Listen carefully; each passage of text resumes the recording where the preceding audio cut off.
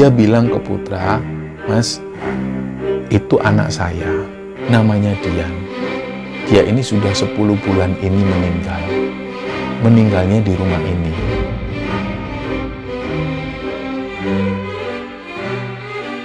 Mereka semua ketika bertransaksi, mereka nggak saling bicara. Jadi mereka cuma menggunakan bahasa isyarat, dan gerakan mereka ini seperti di film-film. Gerakan mereka ini slow motion, sangat pelan sekali. Jadi menurut si orang pintar ini, memang raganya putra ini masih di sana, tapi sukmanya putra ini masih diajak jalan-jalan ke alam lain.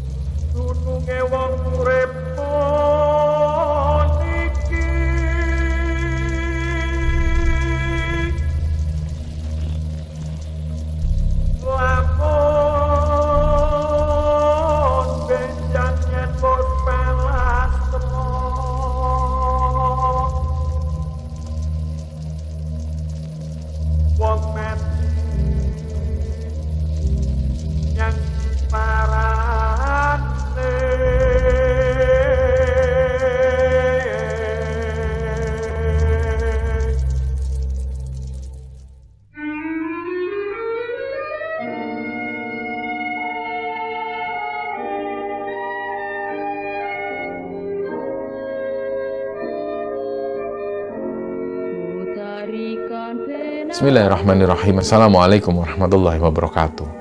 Sobat Kemara Sunyi dimanapun teman-teman berada, pada kesempatan kali ini kami akan membagikan sebuah cerita yang dikirim oleh Sobat Kemara yang bernama Putra, yang asalnya dari sebuah desa di Bali.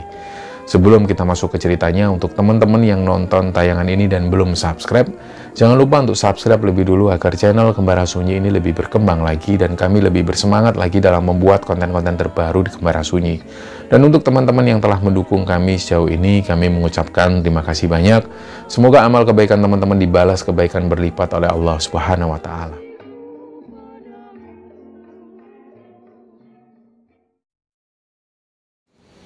Ya, cerita di episode kali ini teman-teman, ceritanya datang dari sobat kembara yang bernama Putra. Jadi beliau ini menceritakan pengalaman yang pernah dialami beliau di sekitaran tahun 92. Nah, Mas Putra ini tinggalnya di sebuah desa di Bali. Jadi yang diceritakan oleh Mas Putra waktu itu, beliau ini hidup sangat kekurangan. Dan beliau ini sempat sekolah sampai SMP, dan begitu lulus SMP, beliau ini nggak bisa lagi melanjutkan sekolah karena sudah nggak ada lagi biaya.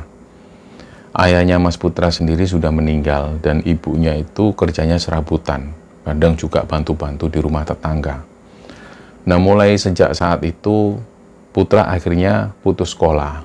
Dia nggak lagi sekolah, dan kemudian dia bilang ke ibunya, dia ini ingin merantau untuk cari pekerjaan.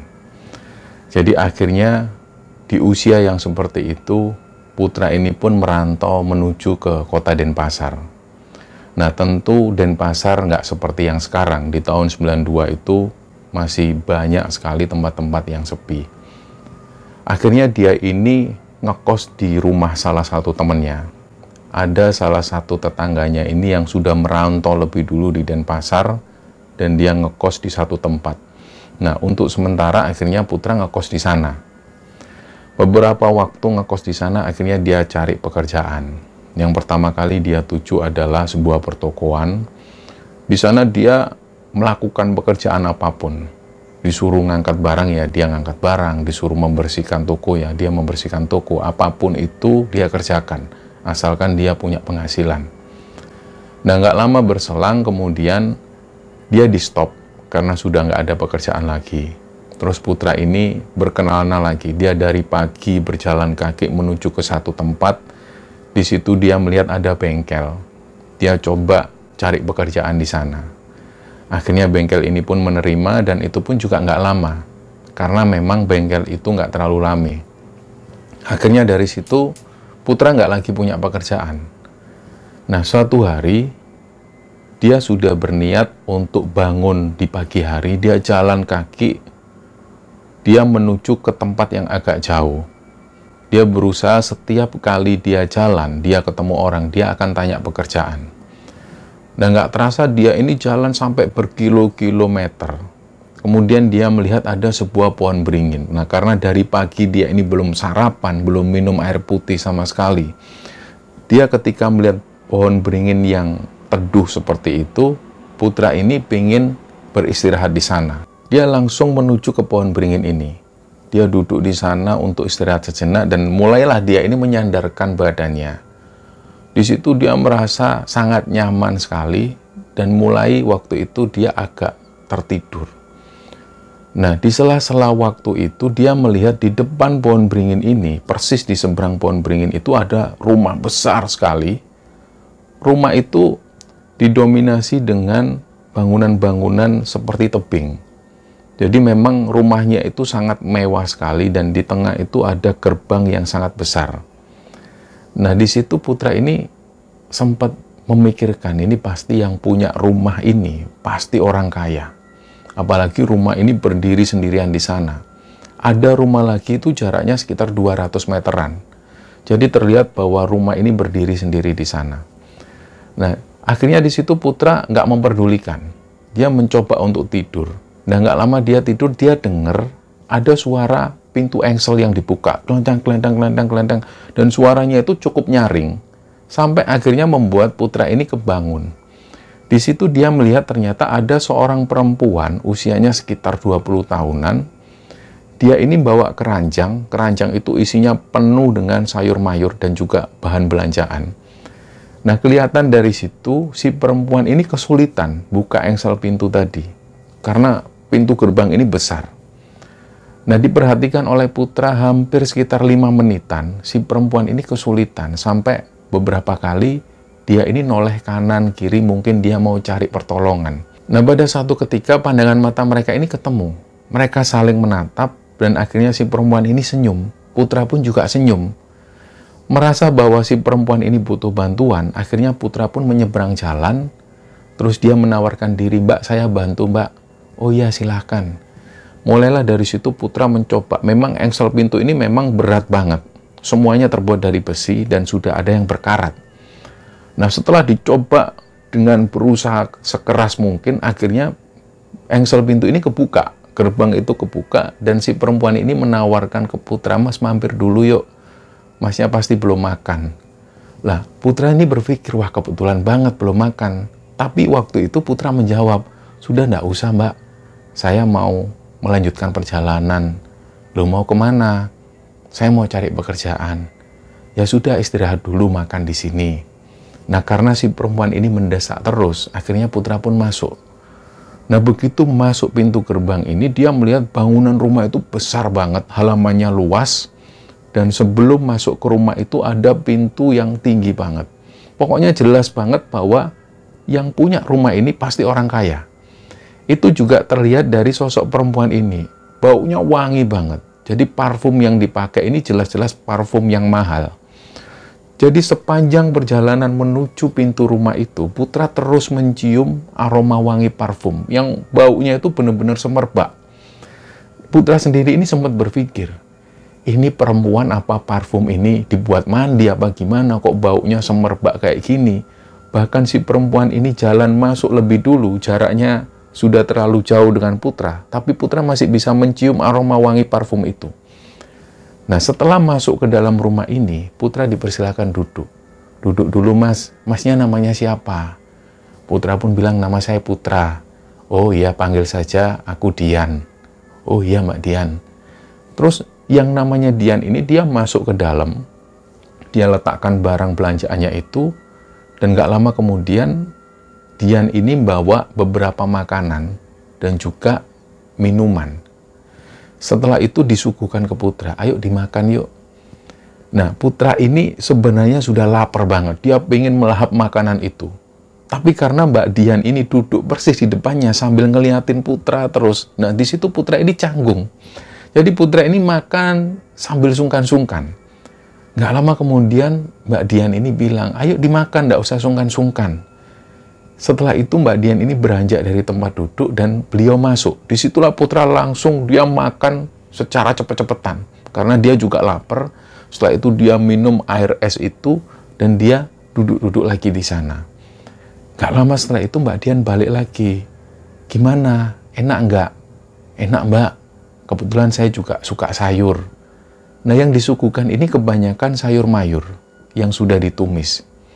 Jadi setelah itu Mbak Dian tanya, memangnya mau cari pekerjaan apa? Ini saya butuh orang juga buat bersihin rumah sebesar ini. Nah, memang ketika putra ini masuk ke dalam gerbang, putra itu sudah melihat rumah ini memang sangat kotor, nggak terawat. Dia bisa melihat di halamannya itu dipenuhi dengan daun-daun kering yang sudah berantakan di halaman. Dan di dalam itu juga putra melihat banyak sekali sarang laba-laba. Di atas meja itu juga debu ini sudah menumpuk. Di situ putra sempat berpikir, ini kasihan banget Mbak Dian ini. Apa dia ini nggak sempat untuk membersihkan? Apa kerja terus atau gimana? Jadi setelah ditawari seperti itu, putra sendiri langsung mengiyakan, nggak apa-apa Mbak, mulai kapan saya kerja? Ya kalau bisa mulai sekarang nggak apa-apa, besok datang lagi ke sini pagi-pagi. Gitu aja seterusnya, nanti saya bayar lebih. Oh iya Mbak. Nah mulai dari situ Mbak Dian ini menunjukkan lokasi di mana sapu, cikra, pel-pelan dan semuanya ada di sana. Mulai dari situ putra ini kerja. Sambil dia kerja, sambil dia ini terus memikirkan, ini rumah sudah lama nggak dibersihkan. Pasti sudah lama nggak dibersihkan.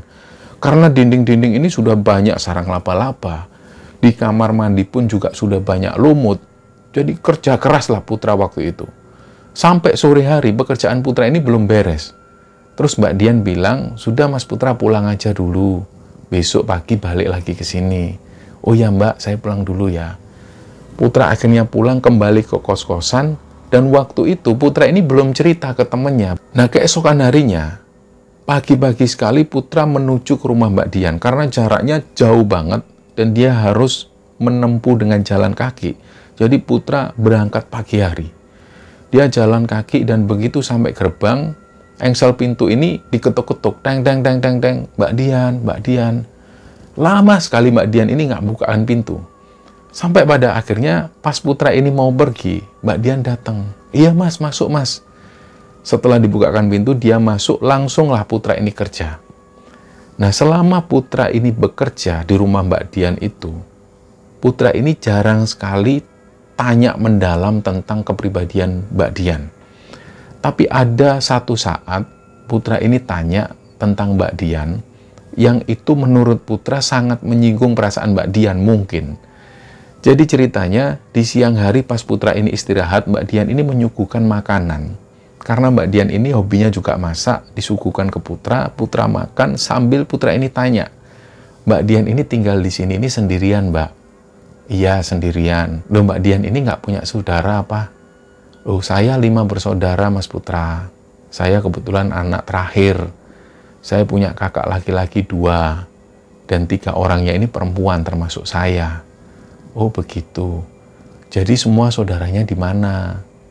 Ada di Surabaya. Nah nggak lama setelah itu Mbak Dian ini berhenti sejenak. Setelah itu beliau ini meneteskan air mata. Kayak benar-benar beliau itu sedih dan nggak bisa melanjutkan perkataannya. Nah inilah hal yang menurut Putra mungkin menyinggung perasaan Mbak Dian. Entah apa itu. Dari situlah Putra ini nggak berani lagi tanya-tanya ke Mbak Dian. Jadi selama dia kerja di sana, dia datang di pagi hari, membersihkan taman, membersihkan rumah, sampai sore hari setelah itu dia pulang.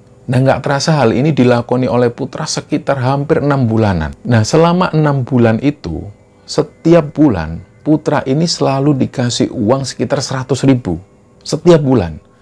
Padahal menurut Putra sendiri, di tahun 92, UMR rata-rata ini sekitar 20.000. Jadi kita bisa bayangkan uang gaji putra ini 5 kali lipat. Padahal dia hanya seorang tukang kebun dan hanya tukang bersih-bersih di sana. Jadi selama 6 bulan itu putra ini mendapatkan uang 600.000 dari hasil kerjanya itu. Nah, suatu hari putra ini berangkat. Pagi-pagi seperti biasa dia jalan kaki, dan begitu sampai di rumah Mbak Dian, dia melihat di depan rumah Mbak Dian ini ada 3 buah mobil yang terparkir di sana. Nah, jadi putra ini mengurungkan niatnya mau masuk rumah. Dia sudah berpikir, waduh Mbak Dian ada tamu. Ini gimana? Dia juga merasa sungkan. Nah, akhirnya karena ini adalah kewajiban putra, dia harus menyelesaikan tugasnya. Dia pun masuk. Begitu masuk gerbang, dia melihat banyak sekali orang di sana. Ada sekitar 12 orang lah di sana. Ada laki-laki, perempuan, tua dan muda. Begitu putra ini masuk, mengendap-endap, dia ini mau masuk ke pintu belakang. Tiba-tiba semua orang yang ada di sana ini melihat ke arah putra. Jadi mereka ini kaget. Putra pun juga heran. Terus putra ini dipanggil, loh mas kamu siapa? Nah putra pun akhirnya menuju ke orang-orang ini. Ada seorang bapak-bapak yang tanya, terus putra bilang, anu pak, saya putra. Saya yang bertugas membersihkan rumah di sini. Loh, sebentar, duduk dulu. Kamu ini asalmu dari mana? Oh, saya dari desa pak. Saya ke sini cari kerja, saya sudah lama ikut sama Mbak Dian. Nah, semua yang ada di sini ini diem. Maksudnya gimana? Mbak Dian siapa? Mbak Dian, Pak, saya kerja di sini ini ikut Mbak Dian yang punya rumah ini. Loh, kamu dibayar berapa? Saya dibayar sudah 6 bulan ini 600.000, Pak. Nah, putra ini takut. Jangan-jangan ini orang tuanya Mbak Dian ini marah karena putra dibayar sebanyak ini. Akhirnya di situ mereka semua ini semakin mendekat ke arah putra. Jadi mereka ini penasaran. Putra ini sudah berapa lama kerja di sana? Bagaimana awal ceritanya sampai putra kerja di rumah ini? Mereka semua penasaran. Akhirnya banyak sekali pertanyaan yang ditujukan ke putra. Dan putra menjawab semua itu. Sampai pada akhirnya, mereka semua ini mulai bersedih. Terutama sosok bapak-bapak ini, dia itu ngomong sambil terbata-bata. Dia bilang ke putra, mas, itu anak saya. Namanya Dian. Dia ini sudah 10 bulan ini meninggal. Meninggalnya di rumah ini. Setelah anak kami meninggal itu, kami semua kembali ke rumah yang di Surabaya. Kami nggak menempati rumah ini. Loh, akhirnya putra ini juga kaget. Benar-benar situasi yang membuat putra itu bingung. Nah, putra ini menjelaskan, loh Pak, gimana bisa, masa iya saya kerja sama orang yang sudah meninggal? Nah, semua orang yang ada di sana menjelaskan memang itulah kenyataannya. Akhirnya, putra ini diajak ke sebuah kamar. Di situ dia melihat ada beberapa bingkai-bingkai foto. Nah, si bapak-bapak ini bilang, inikah yang kamu maksud Mbak Dian itu ini? Iya Pak, ini Mbak Dian. Saya kerja ikut Mbak Dian ini. Iya, ini anak saya. Sudah 10 bulan yang lalu meninggal. Nah, di situ putra ini shock. Jadi selama ini dia itu berhubungan dengan orang yang sudah meninggal. Selama ini dia ini kerja ikut orang yang sudah mati. Tentu putra ini nggak percaya. Tapi dijelaskan lagi oleh bapaknya, kamu dibayar 600.000 itu berarti setiap bulan kamu dikasih 100.000 sama Mbak Dian. Iya Pak. Terus kamu, apa lagi yang kamu lakukan di sini? Ya saya ini jarang ngomong Pak sama Mbak Dian. Suatu kali saya pernah ngomong, menyinggung tentang keluarganya Mbak Dian. Di situ Mbak Dian nangis. Lah di situ mendengar putra ngomong seperti ini, semua keluarga yang ada di sini ikut-ikutan nangis. Jadi mereka ini benar-benar masih kehilangan sosok Mbak Dian. Pada akhirnya putra juga cerita bahwa dia ini sering dikasih makanan oleh Mbak Dian. Mbak Dian ini hobinya masak. Nah akhirnya percaya nggak percaya waktu itu bapak dari Mbak Dian ini bilang, ini Mas Putra boleh percaya boleh enggak. Uang saya itu setiap bulan hilang 100.000. Dan setiap bulan makanan-makanan kami yang ada di kulkas ini juga hilang, nggak tahu hilangnya kemana. Ada ikan, sayur mayur, dan lain sebagainya. Nah setiap bulan kami ini selalu mengalami peristiwa mistis yang semacam ini. Sampai pada akhirnya, bapaknya ini punya sebuah kejadian yang di luar nalar. Jadi bapaknya Dian ini pada satu malam dia mimpi, dia bertemu dengan Dian. Di situ Dian ini memang aromanya wangi banget. Dia rambutnya tersisir rapi. Dan di situ Dian bilang, "Pak, Bapak main-main ke Bali, rumah yang di Bali. Rumah di sana ini nggak terawat. Coba Bapak main ke sana." Dari mimpi inilah akhirnya bapaknya Dian bilang ke semua keluarganya, ke anak dan juga istrinya, bahwa dalam waktu dekat mereka harus berkunjung ke rumah yang di Denpasar. Karena mimpinya itu benar-benar seperti nyata. Dan ternyata ketika semua keluarga menuju ke rumah yang ada di Denpasar, mereka mengalami kejadian yang ganjil ini. Jadi mereka ini ngobrol sampai sore hari. Dan pada akhirnya putra ini meminta maaf ke semua keluarga, termasuk ke bapaknya Dian. Di situ putra izin, dia sudah nggak mau lagi kerja di sana. Tapi kata bapaknya Dian, beliau bilang, "Nggak apa-apa Mas Putra tetap kerja di sini. Ini rumah nggak ada yang nunggu. Kami semua tinggalnya di Surabaya, aktivitasnya di Surabaya. Mas Putra tetap kerja di sini seperti biasa, bersihkan kebun, bersihkan rumah. Rumah jadi bersih setelah dibersihkan Mas Putra." Nah, karena putra ini sudah terlanjur sungkan dan mungkin dia juga sudah takut karena selama ini dia kerja dengan orang yang sudah meninggal, putra menolak tawaran itu dan akhirnya secara baik-baik putra ini pun pamit ke bapaknya Dian. Di situ bapaknya Dian ini sempat ngasih uang sekitar 20.000 ke putra. Putra akhirnya pulang menuju ke kos-kosannya. Nah, sampai pada akhirnya dia nggak lama tinggal di kos-kosan itu, dia pun kembali ke desanya lagi. Begitu sampai di desa, hampir sekitar beberapa bulan putra ini menjadi pengangguran. Ya, pekerjaannya hanya membantu orang tuanya di rumah. Nah, kira-kira di sekitar tahun 94, ada saudara putra yang dari Jawa, tepatnya dari Solo, berkunjung ke Bali. Nah, putra ini kaget, kok tumben saudara-saudara dari Solo ini datang ke sini. Akhirnya disambutlah oleh putra. Ada 3 orang dari Solo itu, sepupu-sepupu dari putra. Diajak main ke sungai, diajak main masuk-masuk ke hutan.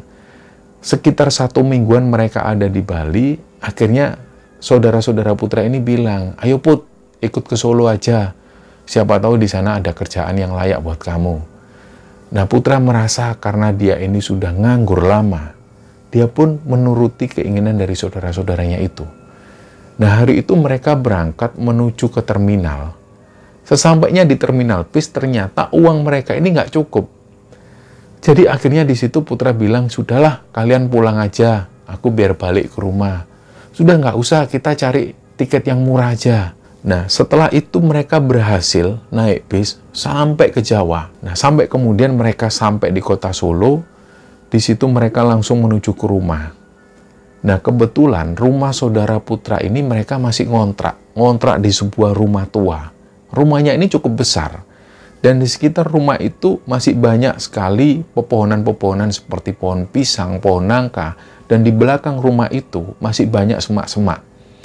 Hari-hari pertama, putra ini masih diajak jalan-jalan. Diajak ke keraton, ke alun-alun. Di sekitaran 5 harian, barulah putra ini mulai diajak kerja. Dia ini sempat ikut kerja, dan kerjanya itu dirasa putra nggak masuk akal. Ada tetangganya yang seorang mahasiswi, tiba-tiba putra ini disuruh mengantarkan ke kampus. Nah, putra memikirkan mungkin awalnya dia ini disuruh menjadi tukang ojek. Nah, yang terjadi beberapa hari sekali putra selalu disuruh mengantarkan si mahasiswi ini. Tiba-tiba pada satu kesempatan, putra ini disuruh menggantikan si mahasiswi ini. Jadi mulai sejak saat itu, putra ini disuruh menggantikan si mahasiswi ini untuk kuliah, dan dia dibayar untuk itu. Nah, pada akhirnya hal itu terjadi sampai sekitar hampir 2 tahunan.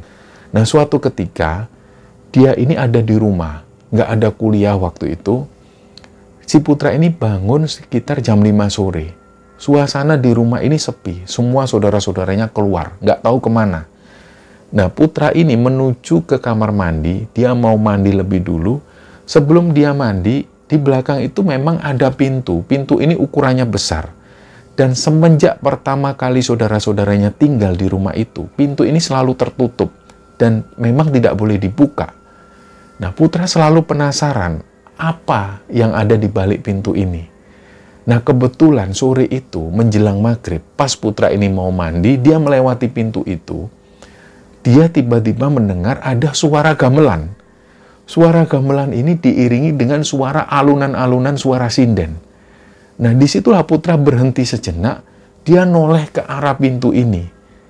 Dia semakin mendengar jelas bahwa suara ini berasal dari balik pintu tersebut. Akhirnya putra ini coba mendekatkan telinganya. Nah, telinga ini sampai ditempelkan ke arah pintu itu, dan ternyata benar. Suara gamelan dan juga suara sinden ini berasal dari balik pintu itu. Semakin penasaranlah putra, dia akhirnya mencari sesuatu supaya pintu ini bisa kebuka. Jadi bayangannya adalah pintu ini pintu kayu dan sudah diblok dengan kayu besar. Kalaupun harus dibuka, ini membukanya harus dengan alat, entah linggis, entah palu. Nah, di situ putra ngambil linggis, kayu ini pun dibuka, dan setelah berhasil dibuka, awalnya dia ngintip sedikit. Nah, anehnya, putra ini melihat di situ ada sebuah pasar tradisional. Banyak sekali orang-orang yang berjualan dan orang-orang yang membeli sesuatu di sana. Suasananya benar-benar meriah. Dan di situ putra semakin mendengar jelas suara alunan gamelan dan juga suara-suara sinden. Suaranya begitu menghipnotis putra. Dan putra ini sempat ngomong dalam hatinya, kok kalau ada tempat seperti ini, tiap hari aku bakal main ke sini. Kenapa kok aku baru tahu? Jadi putra ini mengurungkan niatnya untuk mandi. Pintu ini semakin dibuka dan putra mulai masuk ke dalam pasar malam itu. Begitu dia masuk ke sana, dia ini semakin melihat banyak sekali orang-orang yang berjualan. Tapi semakin dia berjalan, dia memperhatikan orang-orang yang ada di sana ini aneh. Mereka semua ketika bertransaksi, mereka nggak saling bicara. Jadi mereka cuma menggunakan bahasa isyarat, dan gerakan mereka ini seperti di film-film. Gerakan mereka ini slow motion, sangat pelan sekali. Nggak ada suara apapun, kecuali putra hanya mendengar suara alunan-alunan gamelan dan juga suara sinden. Nah, setiap putra ini berjalan melangkahkan kakinya di pasar tradisional ini, dia hanya melihat orang-orang yang melakukan jual beli ini selalu menggunakan bahasa isyarat dan gerakannya itu lambat sekali. Nah, di satu titik putra melihat ada seorang bapak-bapak, beliau usianya sekitar 60 tahunan. Beliau ini menjual berbagai macam keris. Nah, putra tertarik dengan penjual ini, dia kemudian mendekat. Ketika putra ini mengambil salah satu keris, si bapak-bapak ini kemudian tanya, "Loh, kue lapo nang kene le? Kamu ngapain di sini, nak?" Putra menjawab, "Saya mau beli keris ini, mbah. Harganya berapa?" Si kakek ini menjawab lagi, "Ini nggak dijual buat kamu. Sudah, kembalikan." Nah, gerakan kakek-kakek ini juga seperti itu, pelan sekali. Setelah keris ini diminta untuk dikembalikan, putra pun nggak bisa ngomong apa-apa lagi. Dia beranjak dari tempat duduk, dia jalan lagi. Dia melihat ada seorang penjual sayur, seorang ibu-ibu usianya sekitar 60 tahunan juga, ini melambaikan tangan ke putra. Jadi gerakannya masih sama, masih seperti slow motion, memanggil ke arah putra. Putra pun mendekat ke arah ibu-ibu ini, dan putra ini mau dikasih sayur. Tapi sebelum sayur ini dipegang oleh putra, dia mendengar ada suara langkah kaki kuda, kedepak, kedepak, kedepak, kedepak. Dia noleh ke arah kiri, ternyata dia melihat ada kereta kencana yang ditarik dengan 6 ekor kuda. Dan yang jadi kusirnya ini sosok bapak-bapak tinggi besar berkumis, kumisnya tebal banget. Tiba-tiba sosok bapak-bapak kusir ini mendekat ke arah putra. Jadi di situ putra bisa melihat kuda-kudanya ini benar-benar besar semua. Dan sosok bapak-bapak berkumis ini turun dari kereta kencana, dia manggil putra, "Le, ayo ojo nang kene, ayo melu bapak, ojo nang kene. Kue ojo nang kene nek pingin selamat, ayo melu bapak." Nah, karena si bapak-bapak ini badannya tegap, kumisnya tebal, putra ini takut. Akhirnya putra nggak jadi ngambil sayur-sayur dari ibu-ibu ini. Putra pun mengikuti sosok bapak-bapak ini, dia langsung duduk di kereta kencana itu. Setelah duduk di kereta kencana, dia mendengar lagi suara hentakan kaki kuda, kedepak, kedepak, kenceng, kenceng, kenceng, kenceng. Sampai kemudian suara hentakan kaki kuda dan juga lonceng dari kereta kencana ini membuat putra ini terhipnotis dan dia ini pun tertidur. Nah, dia tertidur entah berapa lama, tiba-tiba dia dibangunkan oleh salah satu saudaranya. Dia mendengar samar-samar dari jauh, "Putra, putra, putra." Sampai suara ini menjadi jelas, Putra membuka mata. Di situ banyak sekali saudara-saudaranya yang sudah ada di sana.